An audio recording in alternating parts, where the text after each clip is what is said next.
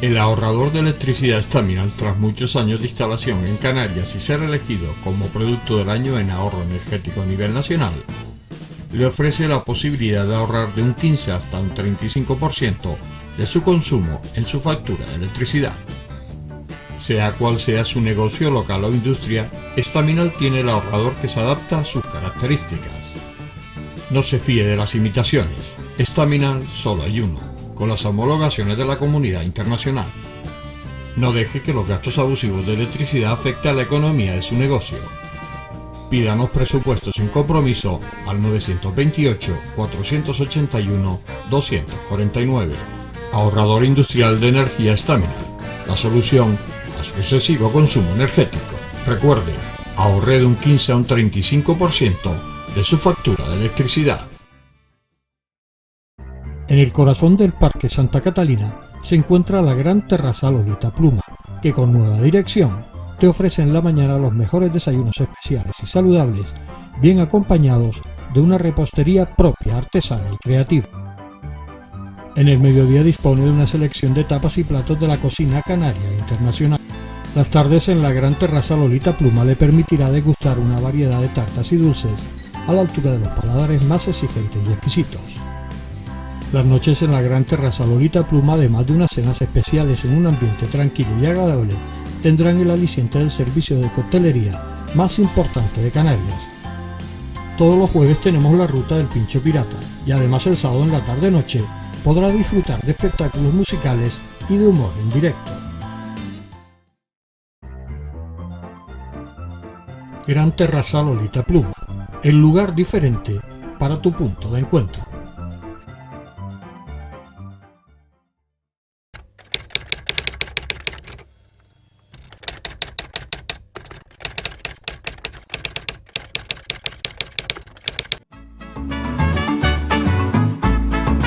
El ahorrador de electricidad Staminal es el único aparato en el mercado que reduce el consumo de electricidad tras haberse instalado en miles de hogares en Canarias. No deje que su factura de electricidad afecte su economía familiar. El ahorrador Staminal le garantiza una reducción de un 10 hasta un 35% de su recibo de luz. Staminal no necesita ninguna instalación especial, es autoinstalable y no consume electricidad. Diga basta al excesivo consumo de electricidad y llámenos al 928-481-249. Reduzca hasta un 35% de su factura de electricidad. Staminal, su seguro de ahorro. Hola, buenas noches. Empezamos aquí el enfoque. Como han visto en el cartel que titula el programa, el Islam en España. El Islam es una religión, bueno, pues que en los últimos tiempos se habla mucho de ella, pero que ha estado siempre en España y con muchos musulmanes, incluso musulmanes españoles.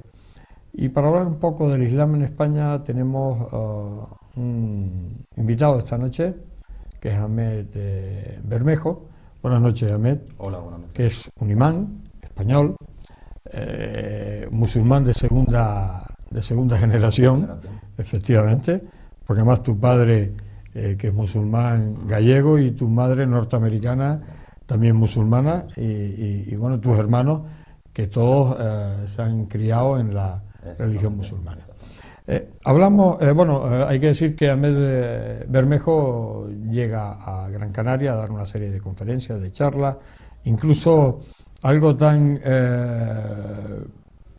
por lo menos insólito, que es una reunión que habrá después de unas charlas y tal, de un paintball, si no quiero yo mal equivocarme, ¿no? Exactamente. Es una convivencia que se va... Es una jornada en la que tratamos aspectos de convivencia, de superación personal, de liderazgo y claro, ese tipo de cosas, hablar de ellas puede resultar un poco pesado, sobre todo para la juventud, pero el llevarlo a la práctica, el hacer actividades deportivas, todos juntos y unidos siempre es un plus. Entonces, realmente a mí me han invitado para participar en esa jornada y yo estoy deseando que llegue el día porque vamos, a mí hablar y dar charlas y conferencias, ejercer de imam, entre comillas, me gusta, me apasiona, pero cuando se me llamó con esta idea fue algo que realmente me entusiasmó. Estoy deseando Además porque te llama el Centro Cultural Islámico de aquí de la Canario. Y la verdad es que he seguido muchísimo su trayectoria, una trayectoria intachable de tratar de transmitir a la sociedad canaria lo que realmente es el Islam, el mensaje del Islam y todo enfocado desde un punto de vista actual del lugar en el que nos encontramos y evidentemente en español. Claro. Probablemente sea esa una de las grandes carencias efectivamente del Islam en España. Cuando hablamos del Islam en España, sobre todo, bueno, la gente que no está muy informada, pues se imagina un poco, bueno, pues 400 individuos, posiblemente de países africanos o de países asiáticos, que bueno, que tienen como una casa y que se reúnen todos allí y poco más. El Islam en España es otra cosa. Islam en España es una realidad. Es una realidad que está presente en prácticamente todos los estamentos de la ciudadanía. Realmente sí, hay en pequeños pueblos en los que Islam se reduce a eso, a un número de familias que se juntan y alquilan un pequeño local, que lo convierten en su mezquita, en su lugar de oración, pero realmente la comunidad musulmana crece por la inmigración, pero crece también por la gente que se convierte, que cambia su forma de vida y acepta el Islam como forma de vida. Eso va en aumento y lo que demuestra es que en estos tiempos que vivimos en los que tan mal, realmente hay que decirlo, se habla del Islam o tan mala prensa tiene el Islam, hay gente que desea buscar y desea ir más allá y conocer qué es realmente, y cuando lo conocen dicen, pues esto es lo que yo quiero en mi vida, y terminan aceptando el Islam. Y es una realidad en España.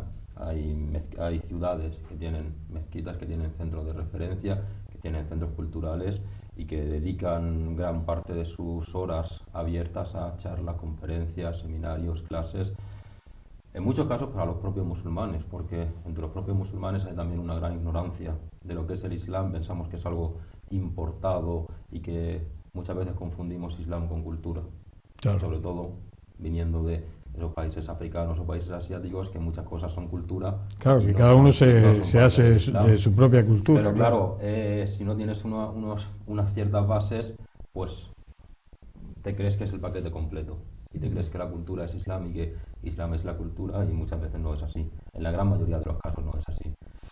Hay choque, Ahmed, entre esas culturas, me imagino, dentro del propio Islam, ¿no? Si hablamos de musulmanes españoles o de musulmanes de otros países, puede haber incluso hasta choques, ¿no? Porque son las culturas las que chocan, ¿no? Exactamente, sí que los hay. Sí que los hay, porque realmente es así. Al final, yo soy andaluz, a mí me gusta el gazpacho, y me gusta el pescadito frito y me gusta la tortilla de patatas.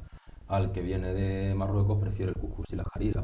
Pero es que eso es comida, eso no es la religión, eso no tiene nada que ver con el Islam, y muchas veces no nos damos cuenta de que hay choque por lo cultural, que realmente en la religión no lo hay. Yo tenía un maestro que me decía, Islam no es una cultura, Islam es un filtro de las culturas.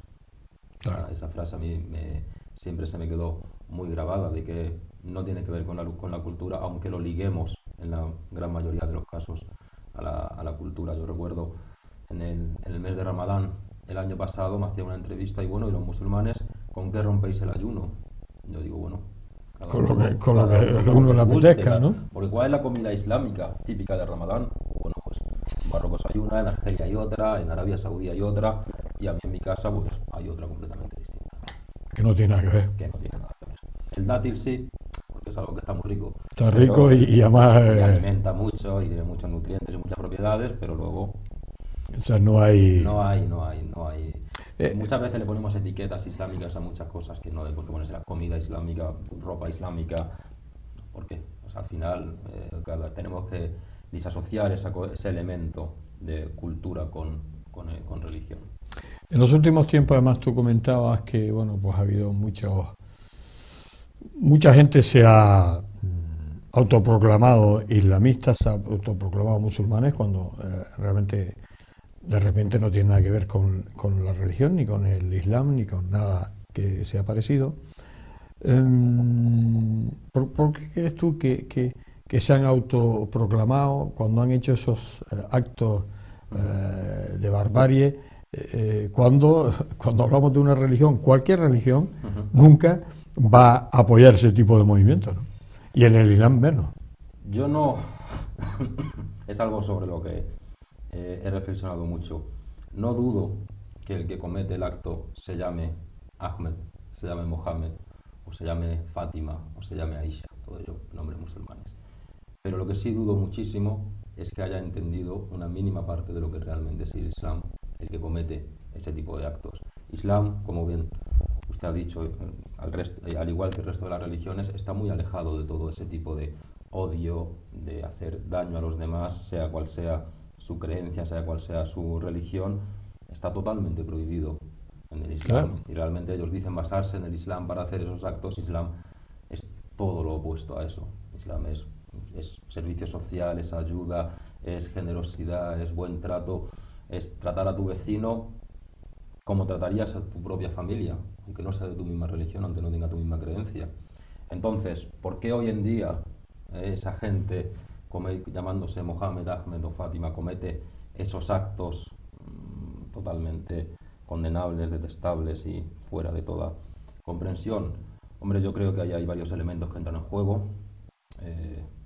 Es gente normalmente muy débil socialmente, suelen estar en los escalafones más bajos de la sociedad, y luego tienen ira en su interior, tienen odio hacia lo que no es como ellos, y ellos que son pues gente maltratada, gente que no encuentra su sitio en la sociedad, no encuentra su sitio en el lugar en el que están. Pero realmente lo que hacen no tiene absolutamente nada que ver con Islam. Tú estuviste en Granada, has hecho una labor, has estado, además se ha hecho un centro de referencia, ¿no? en Granada, ¿no? Que es decir, que la gente acude a ese centro, bueno, pues para aprender un poquito más del Islam, enterarse un poquito más del Islam, y además se dan conferencias. Sí. O sea, pero tú esto ahora en los últimos tiempos te has trasladado a Barcelona. Sí, yo en Granada es mi tierra, yo nazco en Granada, yo me crío en Granada, vivo muchos años en Granada.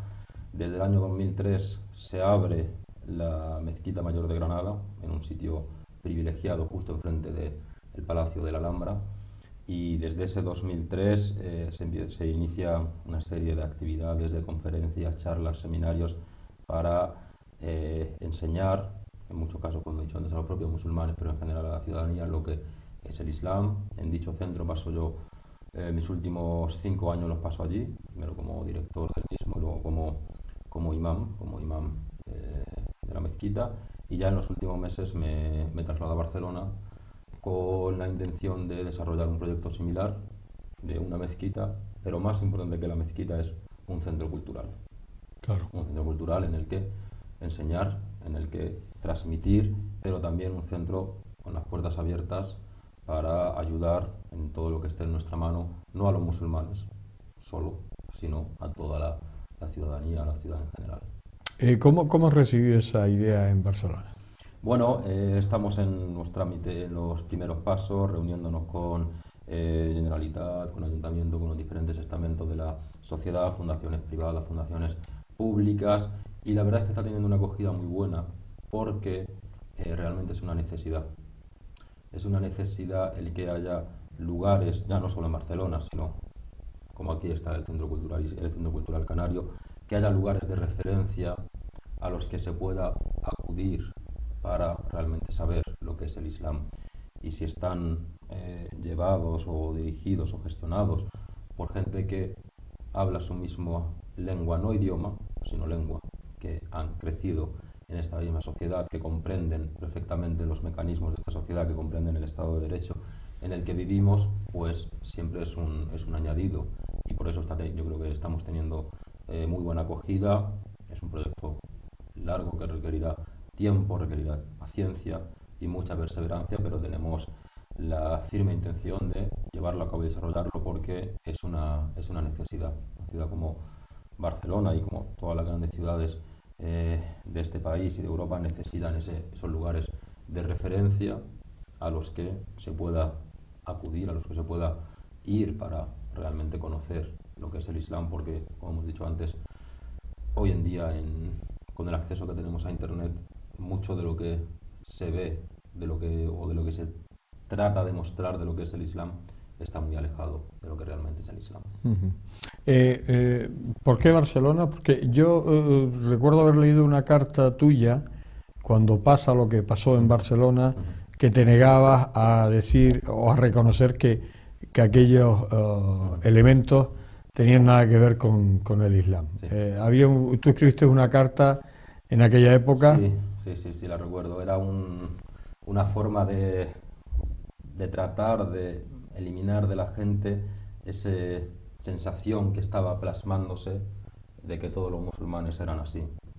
Y realmente Barcelona es un lugar en el que hay muchos centros, muchos lugares de culto, pero no hay una gran mezquita, y prácticamente es la única gran ciudad de Europa que no tiene ese lugar. Y realmente es un lugar en el que hay mucho, hay que decirlo, hay mucho radicalismo, hay mucho extremismo, y nuestra intención con esto es eliminar todo eso, porque en muchos casos, sobre todo los jóvenes que acceden a esas tendencias radicales, iba a decir del Islam, pero no son del Islam, tendencias radicales, es porque no tienen una alternativa, porque no tienen a dónde acudir que les digan, sienten un vacío en su interior y quieren conocer lo que es el Islam y caen en manos muy desapropiadas.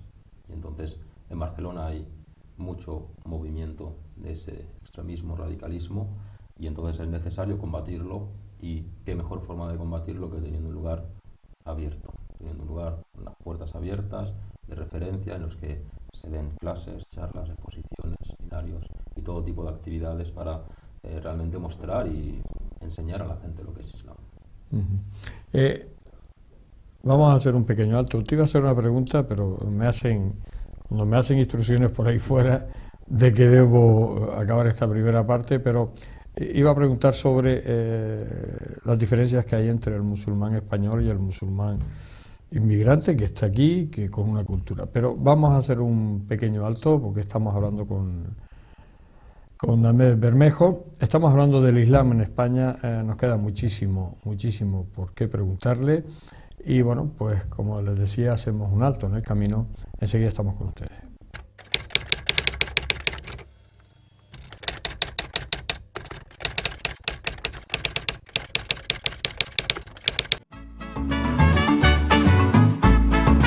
El ahorrador de electricidad Estaminal es el único aparato en el mercado que reduce el consumo de electricidad tras haberse instalado en miles de hogares en Canarias. No deje que su factura de electricidad afecte su economía familiar. El ahorrador Estaminal le garantiza una reducción de un 10 hasta un 35% de su recibo de luz. Estaminal no necesita ninguna instalación especial, es autoinstalable y no consume electricidad.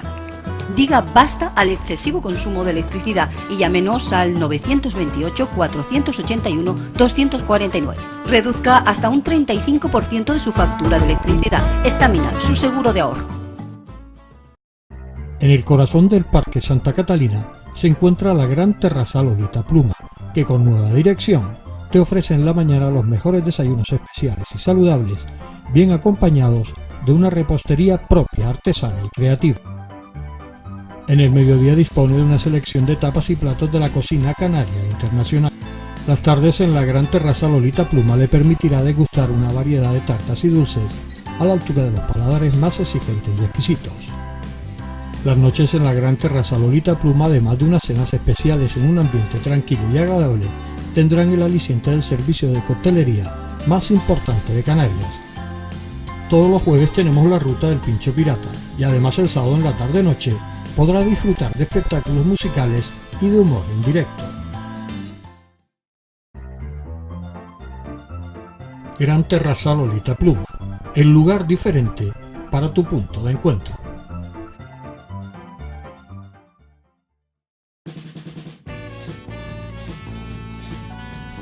El ahorrador de electricidad Staminal, tras muchos años de instalación en Canarias y ser elegido como producto del año en ahorro energético a nivel nacional, le ofrece la posibilidad de ahorrar de un 15 hasta un 35% de su consumo en su factura de electricidad.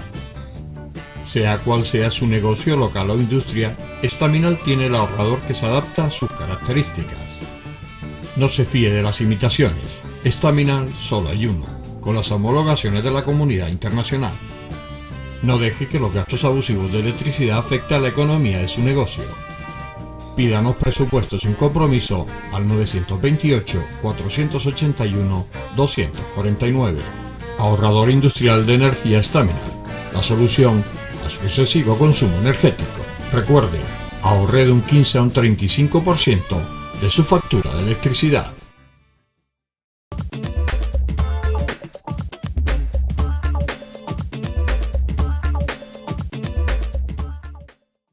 Seguimos aquí en este especial dedicado al Islam en España. Estamos hablando con Ahmed Bermejo. Estamos hablando un poco, pues de lo que significa el Islam en España, de cómo poco a poco, porque a pesar de que hace muchísimos años que está implantado esta religión en España, esos acontecimientos nada agradables pues le han hecho coger una fama que no se la merece, está claro, por lo que ha cogido esa fama. Yo decía que hablábamos de ese choque antes, pero el musulmán español, ¿qué se encuentra con el musulmán inmigrante? Realmente... Porque hay un choque de culturas, eso está clarísimo. Sí, hay un choque de culturas. Me imagino que, por ejemplo, en Granada, que ahí la comunidad de otros países es importante, sobre todo la comunidad africana, ¿cómo se maneja? No es fácil. No es fácil. No es fácil. No es fácil porque al final uno tiende mucho a aferrarse a su cultura. A su cultura. Y a aferrarse y a moverse entre su gente. Pero es un trabajo que es necesario desarrollar, porque también ayudaría mucho a la integración de esa gente, de esos viajeros inmigrantes que vienen a establecerse en España, pero realmente, por desgracia me atrevería a decir, son siempre vistos como los musulmanes españoles, por un lado, y los musulmanes que vienen de otros lugares, o sea, Marruecos, Argelia o cualquier lugar, por otro lado. Incluso los propios musulmanes no hacemos muchas veces el esfuerzo por eliminar esas etiquetas o eliminar esas barreras que nosotros mismos nos Porque ponemos. cuando se crean las mezquitas, también se crean mezquitas españolas y mezquitas de personal inmigrante. Sí, y es algo curioso porque las mezquitas no deberían estar afiliadas a nada de eso, pero tú al final te juntas con los que te llevas. Claro. Con tu grupo de amigos, familia, primos o lo que sea. Entonces con esos te juntas, te ves y dices, bueno, vamos a montar un lugar de oración, vamos a montar un lugar en el que... La mezquita no es solo lugar de oración, es lugar de reunión, lugar, a veces se hacen celebraciones y cosas. Esparcimiento. Exactamente, y entonces al final lo montas o lo haces o lo estableces con la gente con la que tú... ¿Y en el aspecto físico de lo que puede ser una mezquita también se diferencia? Depende de la mentalidad, depende el anhelo. Si tú quieres únicamente un lugar de oración para ti y tus amigos, por decirlo de alguna manera, o tu grupo, pues haces un lugar de oración lo más digno posible, pero ya está. Si tú quieres que ese lugar, que esa mezquita sea un centro de referencia, sea un lugar abierto, ofrezca un servicio a la ciudad, entonces no puedes reconvertir un garaje en un lugar de oración o un bajo comercial, como tantas veces vemos en un lugar de oración o no. La iglesia es un lugar digno, un lugar abierto, un lugar bello, porque pretendes o tu intención es dar un servicio a la ciudad. En Granada se hizo así. En Granada se hizo así. En Granada tuvimos una lucha de más de 20 años, desde que se compró el terreno hasta que finalmente se abrió, y desde que se abrió se ha convertido en un lugar de referencia que tiene su parte, que es la sala de oración, pero luego tiene unas instalaciones de biblioteca, va toda la gente del barrio acude a la biblioteca. Sí, porque no, es una biblioteca... Claro, una biblioteca abierta. La mayoría de los libros están en árabe, pero bueno, tiene una sección importante en español y son muchos universitarios o estudiantes que acuden allí a consultarla, y es parte de nuestra responsabilidad o parte del trabajo que desarrollábamos cuando yo estaba allí, el ofrecer ese servicio a la gente. ¿Y a esta mezquita acudían musulmanes de otros países? Sí. Sí. Hay una anécdota curiosa. Nosotros teníamos, siempre ha estado gestionada por musulmanes españoles, eso de primera y segunda generación, pero teníamos un imán que provenía de Marruecos, un hombre excelente, pero llegó un momento, tras 10 años allí, en el que decidimos dar un cambio y la junta directiva decide que sea yo el nuevo imán. Claro, yo era español. Entonces, el viernes siguiente, los viernes es la oración cuando más se congrega la gente, la mezquita se reduce, el número de personas que han acudido a la mezquita a ese rezo es de menos de la mitad de lo que había sido el anterior. Porque claro, ahora venía un español, y un español a nosotros, que somos de tradición musulmana y hablamos árabe, no nos puede enseñar nada del Islam. Estuvo así durante unos meses, pero todo hay que decirlo, luego volvieron a acudir. Entonces, la mezquita de Granada, como referencia de eso, es un ejemplo. ¿Y el rezo se hace en español? ¿Es así ahí en español, en Granada? Yo lo combinaba en árabe y en español, lo que es el discurso. Porque luego el rezo, lo que es la oración en sí, es en árabe, sí. Pero lo que es el discurso, el mensaje... Pero también tampoco eso está definido, ¿no? El rezo podría llegar a ser español. El rezo, lo que son las oraciones obligatorias, que son 5 a lo largo del día y de la noche, esas tienen que ser en árabe. Que ser en árabe, sí. Luego hay rezos voluntarios o súplicas o otro tipo de oraciones que sí, evidentemente lo puedes hacer en español sin ningún tipo de problema, pero lo que son, siempre y cuando sepas, tengas acceso a conocer eso de árabe que se recita, que es siempre lo mismo y es muy corto, pero muchas veces una persona acepta el Islam y no tiene ni idea, pues bueno, pues se va facilitando poco a poco, que lo vaya haciendo como pueda, pero lo que son las 5 oraciones obligatorias son en árabe. Son en árabe. Y el discurso puede ser en español como en árabe. Si tú estás aquí y la gran mayoría de la gente, o la minoría, da igual, vive aquí, lo normal sería que fuera en español. Claro. Pero me atrevería a decir que un 1% o 2%, como mucho, de todas las mezquitas de España dan el discurso en español. Y es algo, bajo mi punto de vista, intolerable.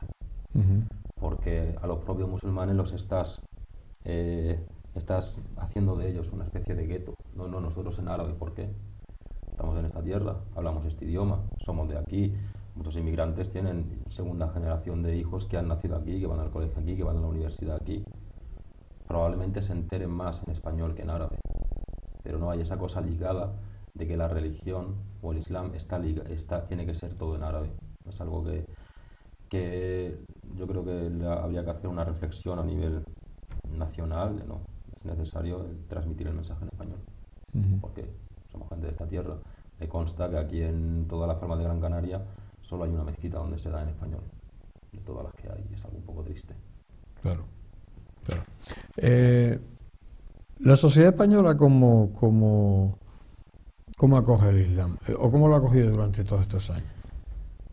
Yo te puedo hablar del caso de Granada, que es un caso muy particular.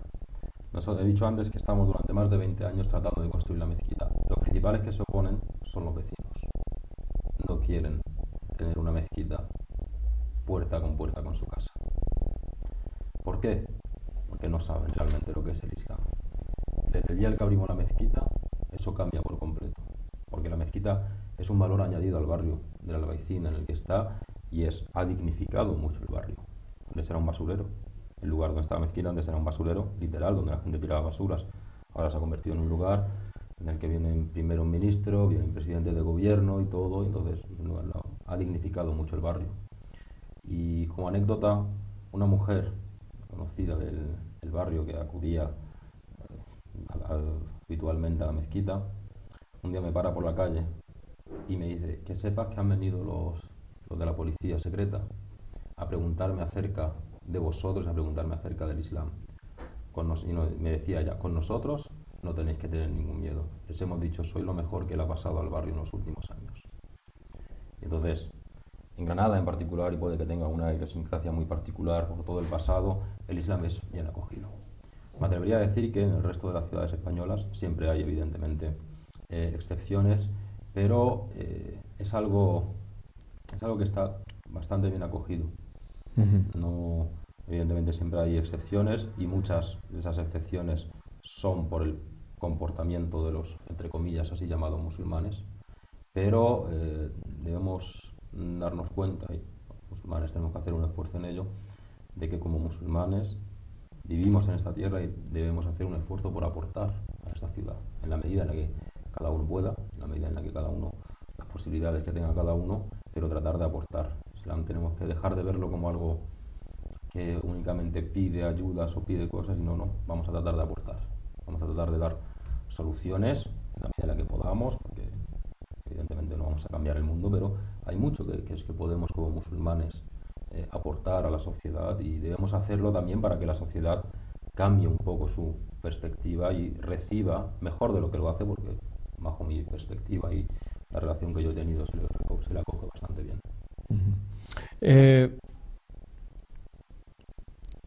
La sociedad española, bueno, cuando el Islam, yo decía al principio del programa que el Islam lleva muchos años en España. A lo mejor ahora se ha hecho más famoso, Sí, pero sí. el tema así. Pero los españoles se convierten al Islam en la actualidad, o el español va temeroso a convertirse al Islam por lo que le dirán la gente que tenga al lado, por todo esto que se ha creado. El español se hace musulmán, cada vez más mujeres que hombres. Y en muchos casos... ¿Y el caso de por qué más mujeres que hombres? No podría decirlo, no sabría decirlo, pero nuestra experiencia es que normalmente son más las mujeres. No sé si porque poseen más inquietudes, pero son las estadísticas hablan por sí solas, son más los casos de mujeres que de hombres que se convierten. ¿El por qué? No he llegado yo a descifrarlo todavía. Pero en muchos casos es gente que está buscando, siente un vacío y está buscando respuestas a situaciones o a preguntas que se plantean a sí mismas, pero en otros casos es simple curiosidad. Empieza como simple curiosidad. Vamos a ver. Se dice que Islam es esto, que es terrorismo, que es oscuridad, que es esto y todas estas cosas malas. Pero hay millones de musulmanes en el mundo. Vamos a ver qué es. Y comienzan a indagar, comienzan a preguntar, comienzan a tener relación con musulmanes que hablan su mismo idioma, que son como ellos, que han dado ese mismo paso, y algunos no, pero una gran mayoría acaba terminando haciéndose musulmán y aceptando el Islam. Y el por qué más mujeres, ya le digo. No hay una causa. Puede que la haya, yo no la desconozco. Pero y el número va en aumento cada vez, más gente. Y al final tampoco se trata de cuántas personas se hacen musulmanas o no. Para mí eso no es el objetivo. Para mí, más que es el objetivo, es cuántos de esos musulmanes comprenden lo que es el Islam, lo llevan a la práctica de manera adecuada y correcta, y cuánta de esa gente que no es musulmana también lo mismo comprende y entiende que es realmente el Islam y que es perfectamente compatible, y el tema de la convivencia con toda la gente, independientemente de la creencia y la religión, es totalmente factible. O sea que está claro que la gente cuando se convierte, se convierte. No hay vuelta atrás. Normalmente no ha habido esa... no entra en tu cálculo y estadística. No entra en mi conocimiento, no. De que alguien que haya ido se vuelva atrás. No. Las relaciones o te pregunto, ¿el Islam está discriminado en España? Me refiero con las instituciones públicas a efectos de subvenciones, a efectos de apoyo, como otras religiones que sí están apoyadas por el Estado. Hombre, evidentemente no llega al nivel que llega la madre. Claro. Eso es evidente. Yo no diría, y muchos musulmanes aquí van a ir en contra mía, no diría que está discriminado. Lo que pasa es que, como he dicho antes, tenemos que darnos cuenta que no podemos ser debemos de quitarnos esa mentalidad de ser un colectivo que únicamente va a pedir. Porque es cierto que son muchas las peticiones de gente musulmana, ¿no? Entonces, bueno, vamos a dejar de pedir y vamos a tratar de fortalecernos económicamente o a cualquier nivel para poder luego aportar. Vamos a tratar de ser autosuficientes, vamos a tratar de buscar la manera en la que no andar buscando y andar yendo detrás de subvenciones o de cesiones o de... Tal vez tengamos que hacer un cambio de mentalidad y en nuestra forma de trabajar, de que más que receptores, ¿por qué no vamos a ser? Dar, porque realmente Islam nos llama a eso también, a dar, a servir, a ayudar, pero tenemos esa mentalidad de que no, es que pobrecitos nosotros tenemos que andar pidiendo, no, vamos a dar, vamos a aportar. Claro que eso es un poco cambiar un poco la imagen que se está dando en los últimos tiempos. Claro, ¿no? y la mentalidad y la dinámica, que no es fácil. No es nada fácil, porque lo fácil es acostumbrarse. Sí, sobre todo cuando uno pone la manita. Exactamente. Y que te den... Y si la pone y te la dan, dices, bueno, ¿por qué no lo voy a hacer otra vez? Claro. Entonces, es un trabajo que desde la propia comunidad musulmana debemos de trabajar en ello. Bien, vamos a hacer otro alto en el camino. Estamos hablando con Ahmed Bermejo. Estamos hablando sobre el Islam en España. Y bueno, nos quedan todavía cosas por preguntar. Hacemos el alto.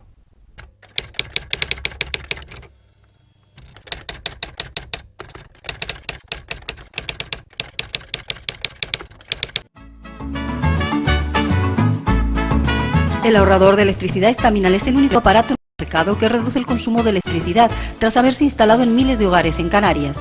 No deje que su factura de electricidad afecte su economía familiar. El ahorrador Estaminal le garantiza una reducción de un 10 hasta un 35% de su recibo de luz.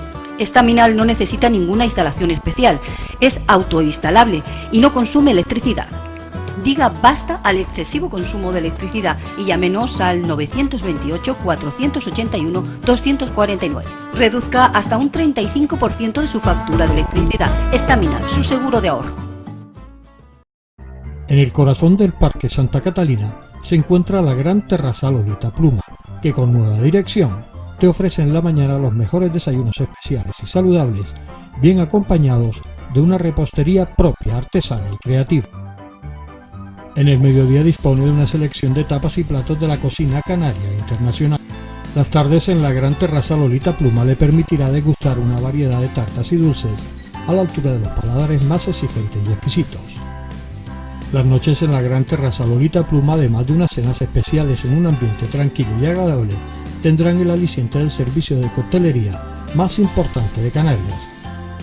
Todos los jueves tenemos la ruta del Pincho Pirata y además el sábado en la tarde-noche podrá disfrutar de espectáculos musicales y de humor en directo. Gran Terrazal Olita Pluma, el lugar diferente para tu punto de encuentro.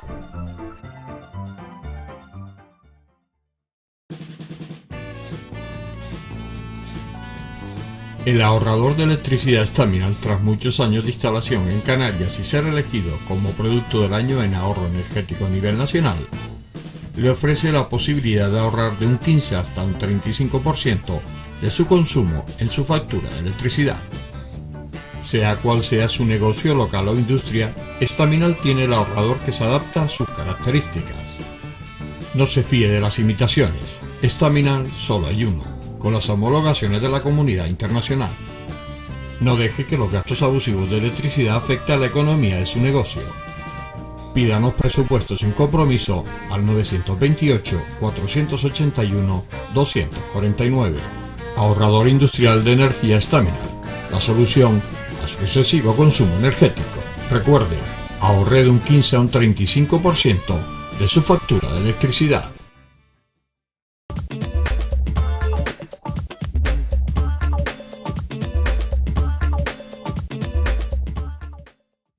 Llegamos a la última parte de este especial dedicado al Islam en España, en este enfoque. Bueno, estamos hablando con Ahmed Bermejo, invitado por el Centro Cultural Islámico Canario, para dar esas conferencias en estos días aquí en Gran Canaria y sobre todo con esa experiencia con los jóvenes, con esa convivencia que harán. Bueno, el venir a Gran Canaria, Ahmed, un poco estimulante, ¿no? ¿Era tu primera vez o ya has venido algunas veces? Es mi primera vez. Bien. Es mi primera vez y me está encantando.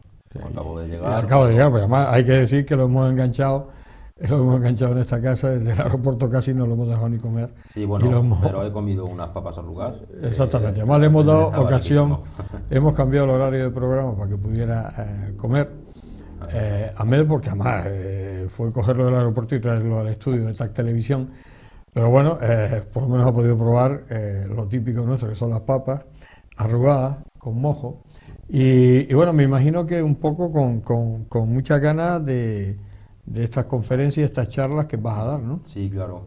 Deseando conocer y ver las diferencias o las similitudes que tiene esta región, que tiene esta isla con las que he vivido yo en Granada y que ahora estamos experimentando en Barcelona. Para mí no hay nada más sano que viajar y conocerse, comprender la mentalidad. Y además había y la estado en forma. contacto con el Centro Cultural Islámico Canario y con Radio Dos Luces, ¿no? Con Radio Dos Luces soy Porque además uno de sus más fieles seguidores. Seguidores, Sí, ¿no? sí. Porque hay que decir que Radio Dos Luces, que lleva ya muchos años en antena, bueno, tanto por las redes como por la radio convencional, y bueno, pues también Radio Luces ha contactado a todos los niveles.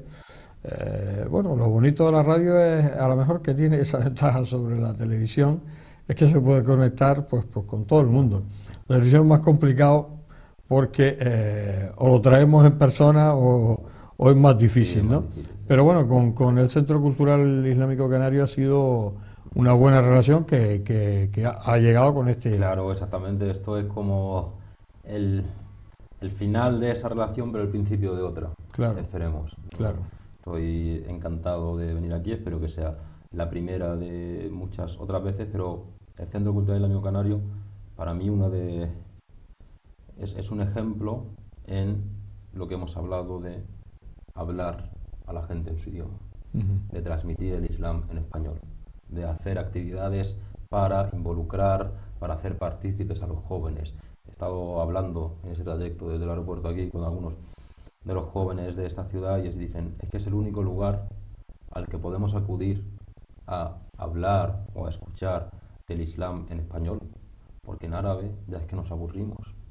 Entonces, para mí Claro, me imagino, ¿no? Porque si sí, encima porque no se además, enteran... claro, es que nos dicen, es que no nos enteramos, entonces es el único lugar. Entonces, la tarea que está desarrollando y desempeñando el Centro Cultural Islámico Canario es totalmente encomiable y elogiable y es un ejemplo, y por eso en cuanto me dijeron, oye Ahmed, que te quieres venir aquí, yo dije, encantado. Para mí es un verdadero privilegio y un verdadero honor. Volviendo a tu labor, a la labor que ahora acabas de empezar en Barcelona, ¿se llegará a esa idea que tú tienes de ser que en Barcelona hay un verdadero centro de referencia, que hay una gran mezquita, una mezquita abierta, que pueda aglutinar a los musulmanes, sean españoles o no, y que sea también un centro cultural? Yo tengo la firme convicción de que sí. Pero ese proyecto puede costar iba a ser un dinero, ¿no? Una ingente cantidad de dinero. Una ingente cantidad. ¿Y cómo se puede financiar todo eso? Bueno, siempre hay diferentes vías, siempre hay diferentes maneras. Evidentemente, si quieres abrir un pequeño centro, probablemente entre la comunidad local, sea con las aportaciones, sea con aportaciones voluntarias, sea suficiente. Un proyecto de esta envergadura hay que buscar financiación externa. Financiación externa que, muy importante, no vaya acompañada de condiciones. Claro, que ha habido por ahí, Que ¿no? ha habido, y hay muchísimos casos. En Granada, por ejemplo, hemos tenido el privilegio de que esa financiación que vino externa no iba acompañada de condiciones, ni de imponer el imam, ni de imponer el programa, ni de imponer la gestión, ni de imponer el director, ni nada. Nuestra idea y nuestro propósito en Barcelona es el mismo: buscar la financiación, porque una cosa es la financiación, pero la gestión, dirección, imam, programa de actividades, de charlas, de conferencias y todo, por gente de la tierra. Claro. Eso es clave, eso es innegociable. Claro, y si para ello hace falta más tiempo, más trabajo, más dedicación para buscar esa financiación, pues lo haremos, pero es una línea innegociable. No queremos convertir ese lugar en una embajada de otro país. No queremos convertir ese lugar en un centro conducido ideológicamente por otro país. ¿No? Es el lugar para los musulmanes de la tierra, llevado, gestionado por gente de la tierra. ¿Lo conseguiremos? Yo tengo la firme intención y esperanza. Puede haber financiación pública. Podría haberlo. Podría haberlo. Porque tanto derecho tiene uno como otro. Claro, no estamos cerrados a ello, pero que no vaya acompañado de condiciones. Claro. Porque si no, al final es, de alguna manera estás vendiendo. Te estás vendiendo. Entonces, la independencia económica es el gran caballo de batalla. Si lo conseguimos, pues bienvenido sea. Si no lo conseguimos, pues habrá que seguir trabajando para conseguirlo. El Islam en España se relaciona con otras religiones, tiene buena onda, tiene buena... Eso depende de las comunidades, depende de la mezquita, los centros, las comunidades, pero realmente con los creyentes, con lo que en árabe, bueno, traducido al español se diría la gente del libro, sí tiene bastante buena relación, porque al final estamos viviendo en un tiempo en el que se están como haciendo dos bandos, el de los creyentes y el de los no creyentes. Pues los creyentes, independientemente de que a tu Dios, lo llames Allah, lo llames como lo llames, hay buena conexión. Creer que eso hace o genera esa buena relación. Ya digo, algunas comunidades más, otras menos, pero en general sí que existe una buena relación y una intención de cooperar y de ayudarse mutuamente. A los niveles de creyentes, a los niveles de jerarquía. Nivel de jerarquía se complica un poco más la cosa. Sí, ¿no? Sí, porque realmente en Islam no es comparable ese tipo de jerarquía al que hay, por ejemplo, en la Iglesia Católica. Claro, no hay un papado, no hay una máxima referencia, una máxima autoridad. Entonces es un poco complicado, aunque recientemente el Papa ha visitado Emiratos Árabes y se ha reunido con los mandatarios de ese país, ha tenido un encuentro y ha firmado un tratado que he leído y que apoyo punto por punto, en el que habla de la unión de los musulmanes con los cristianos en defensa de una serie de aspectos que realmente tanto Islam como cristianismo llaman a protegerlos. O sea que bien. Sí. Dentro de las formas de trabajar de cada uno, para mí ha sido un hecho histórico y probablemente muy necesario en estos tiempos. Volviendo a tu infancia, porque claro, hablamos de que eres musulmán de segunda generación, ¿cómo fue aquella infancia? ¿Cómo te sentías tú? Porque me imagino que ibas al colegio en aquella época y bueno, había niños que eran católicos y de repente, ¿cómo te sentías tú? Bueno, mi infancia es bastante fuera de lo habitual. Nosotros, mi familia, durante ese periodo viajamos mucho. O sea, yo paso primero en Madrid, luego en Toledo, luego en Galicia, voy pasando un año en cada colegio, con lo cual tampoco tenía ese sentimiento de nada porque era como pasajero, ¿no? Era como el que ha venido nuevo y ya cuando dejo de ser la novedad ya me he ido a otro colegio, ya nos hemos mudado por razones de trabajo, nos hemos ido a otro colegio, pero luego ya nos asentamos finalmente en Granada, donde sí que es verdad que tratamos de formar comunidades, grupos de familias con gente que tenía mi misma edad y todo, y entonces tratábamos de, bueno, pues son 5, pues vamos a tratar de que vayan al mismo colegio, de que vayan a la misma clase, para que se sientan identificados y que no haya todo ese tipo de problemas. Pero luego en instituto, universidad y todo, siempre hemos estado rodeados de gente que no creía en lo mismo que creíamos nosotros, pero lo que hay que trabajar allí es el fortalecimiento de la identidad. Yo no soy, al final no somos diferentes, ni somos extraños unos a otros, ni nada, únicamente que yo tengo mis creencias y todo, pero a mí me gusta el fútbol igual que a ti, a mí me gusta, yo grito con los goles de Iniesta igual que tú, o yo no sé qué, no sé cuándo. Y me como un bocadillo de calamares igual que tú, o sea que no hay... A lo mejor te lo pides de jamón, pero yo me lo pido de calamares. De calamares, que está muy bueno, Exactamente. y si son calamares saharianos como se comen aquí en Gran Canaria, pues mejor. Se nos ha acabado el tiempo. Podríamos estar hablando con Ahmed Bermejo mucho sobre el Islam, sobre todo además esa imagen del Islam en español, en el idioma que es donde está instalado, en este caso en España. Y bueno, pues esta imagen que los musulmanes españoles llevan trabajando muchísimos años. En el caso de Ahmed, bueno, pues ahora está trabajando en Barcelona. En Granada se hizo un centro de referencia, esa gran mezquita. En Canarias, bueno, pues está el Centro Cultural Islámico, que lleva muchísimos años también trabajando en esos aspectos. Y yo creo que eso en el fondo lo que hace es que, bueno, pues que aquí no haya diferencias, no haya, bueno, pues todo ese tipo de mala información que a veces se saca por los medios con muy mala uva y que no tiene nada que ver con la religión en sí, con el Islam. Ahmed Bermejo, gracias por estar aquí. Muchísimas desearte lo mejor, que bueno, pues que estas charlas y estas conferencias que vas a dar que sean todo un éxito, que esa experiencia, esa convivencia con los jóvenes pues sea bueno, pues fructífera, que es lo que interesa, y bueno, pues que tengamos más ocasiones de tenerte por aquí, por Gran Canaria. Muchísimas gracias a vosotros, para mí es todo un honor, todo un privilegio, y estoy a su entera disposición. Gracias, Ahmed. Bien, las palabras de Ahmed Bermejo, que ha llegado a Gran Canaria, bueno, pues como conferenciante, que hemos tenido y ha tenido la delicadeza de estar aquí en esta casa, en TAC Televisión, que lo hemos enganchado del aeropuerto, no le hemos dado tiempo casi, lo hemos dejado de ir a comer, pero casi, y además aquí al lado del estudio. Pero para nosotros ha sido un placer tenerlo, escucharle y sobre todo aprender un poquito más del Islam en España. Gracias, señores, por estar ahí, como no, les espero la semana que viene en El Enfoque. Hasta siempre.